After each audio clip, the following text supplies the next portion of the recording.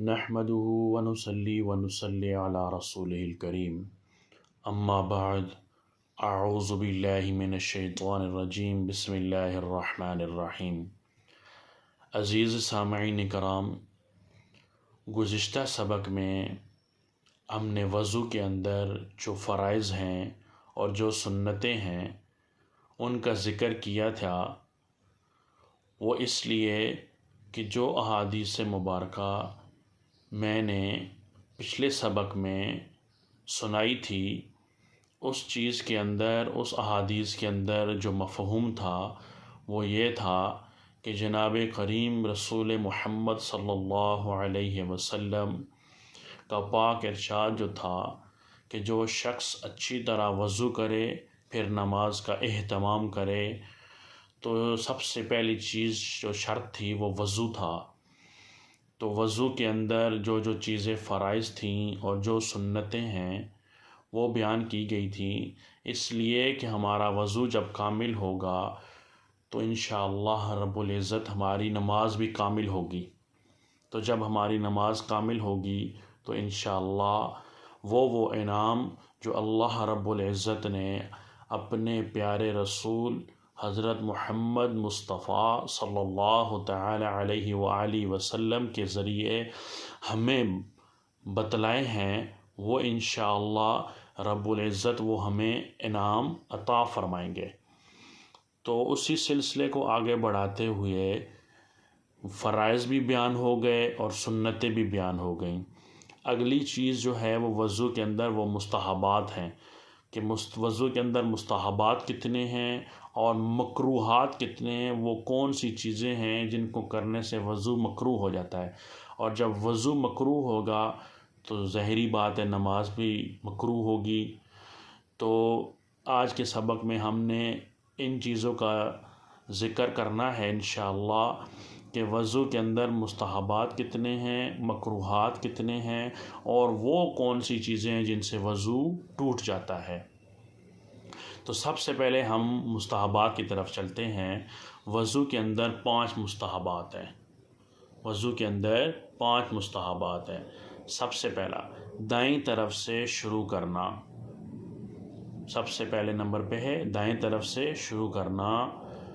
دوسرے نمبر پہ ہے گردن کا مسح کرنا۔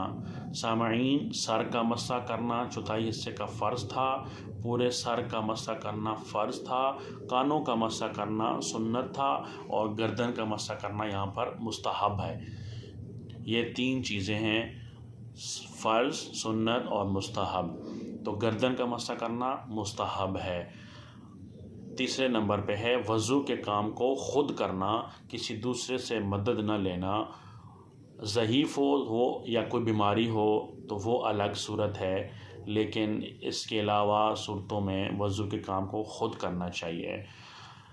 چوتھے نمبر پہ ہے قبلہ کی طرف منہ کر کے بیٹھنا، قبلہ کی طرف منہ کر کے بیٹھنا۔ اور 5ویں نمبر پہ ہے پاک اور اونچی جگہ بیٹھ کر وضو کرنا۔ یہ 5 چیزیں ہیں جو وضو کے اندر مستحب ہیں۔ اس سے آگے چلتے ہیں تو وضو کے اندر کتنی چیزیں مکروہ ہیں۔ وضو کے اندر 4 چیزیں مکروہ ہیں۔ مکروہات سب سے اہم چیز ہے عزیز سامعین، اگر وضو مکروہ ہوگا تو ہماری نماز بھی مکروہ ہوگی، اور نماز مکروہ ہوگی تو اس کا ہمیں کچھ فائدہ نہیں ہوگا۔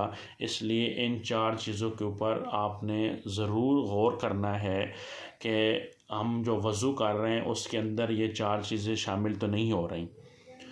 تو سب سے پہلے نمبر پہ ہے ناپاک جگہ بیٹھ کر وضو کرنا۔ وضو کرنے سے پہلے یہ چیز بالکل دیکھنی چاہیے، جیسے نماز کے اندر دیکھنا ضروری ہے جگہ کا پاک ہونا، وہ انشاءاللہ آگے ہمارے اس باب میں آئے گی۔ تو وضو کے اندر بھی یہ چیز دیکھنی ہے کہ ناپاک جگہ بیٹھ کر وضو تو نہیں کر رہے کہیں۔ تو مکروہات میں سب سے پہلی چیز ہے ناپاک جگہ بیٹھ کر وضو کرنا۔ دوسرے نمبر پہ سیدھے ہاتھ سے ناک صاف کرنا، یہ نہیں کہ یہ جو انگلیاں ہیں یہ سیدھے ہاتھ کی، اس سے ناک صاف کرنا یہ مکروہات ہے، یہ 2 نمبر پہ آ گیا۔ وضو کرنے میں دنیا کی باتیں کرنا، جب وضو کر رہے ہوں تو دنیاوی باتوں سے پرہیز کرنی چاہیے۔ کوشش کرنی چاہیے اگر وضو کے اندر جو دعائیں ہیں وہ اگر یاد ہیں تو وہ کر لی جائیں، نہیں تو ہر عضو کو دھونے سے پہلے بسم اللہ الرحمن الرحیم پڑھ لی جائے، دوسرے کلمہ ہے، ساتھ استغفار ہے، درود شریف ہے، یہ چیزوں کا اہتمام کرنا ضروری ہے، نیز قطع کہ دنیاوی باتوں سے بچنا چاہیے۔ چوتھے نمبر پہ ہے سنت کے خلاف وضو کرنا، سنت کے خلاف وضو کرنا، یعنی سنت شروع ہو رہی ہے یعنی کہ ہاتھوں کو 3 بار دھونا، یہ سب سے پہلے آتا ہے، تو ہاتھوں کو چھوڑ کے بندہ منہ کلی شروع کر دے تو یہ خلاف سنت ہوگا، تو یہ چیز مکروہات ہو جائے گی، اور اگر وضو مکروہ ہو گیا تو ہماری نماز بھی مکروہ ہوگی۔ تو معزز سامعین 2 چیزیں بیان ہو گئیں، مستحبات اور مکروہات۔ اس سے اگلے سٹیپ پہ جو چیز ہے وہ یہ ہے کہ وہ کون سی چیزیں ہیں جن سے وضو ٹوٹ جاتا ہے، تو وہ معزز سامعین 8 چیزیں ہیں جن سے وضو ٹوٹ جاتا ہے۔ ان میں سب سے پہلے ہے پخانہ یا پیشاب یا انہی راستوں میں سے کسی اور چیز کا نکلنا، یہ سب سے پہلی چیز ہے، اس سے وضو ٹوٹ جاتا ہے۔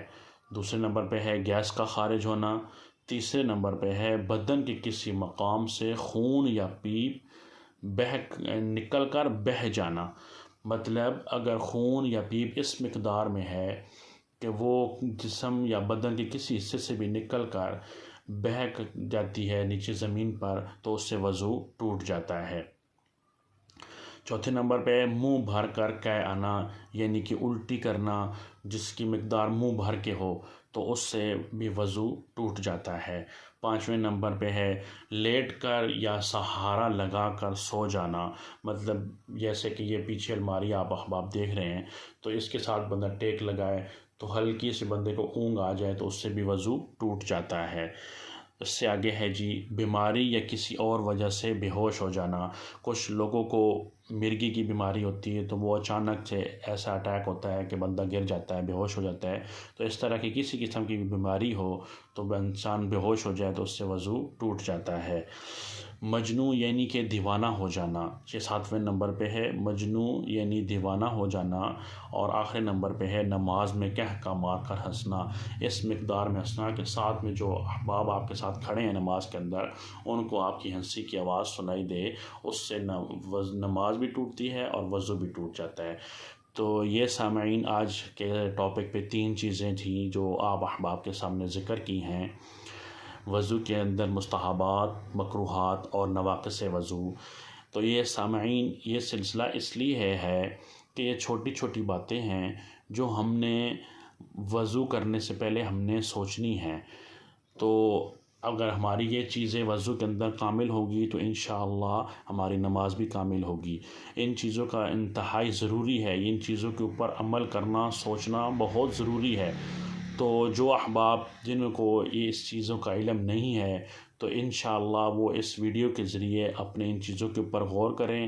اللہ رب العزت سے دعا ہے کہ جو کچھ بولا ہے یا جو سن رہے ہیں اللہ رب العزت اس کے اوپر عمل کرنے کی توفیق عطا فرمائے۔ وآخر دعوانا ان الحمد للہ رب العالمین۔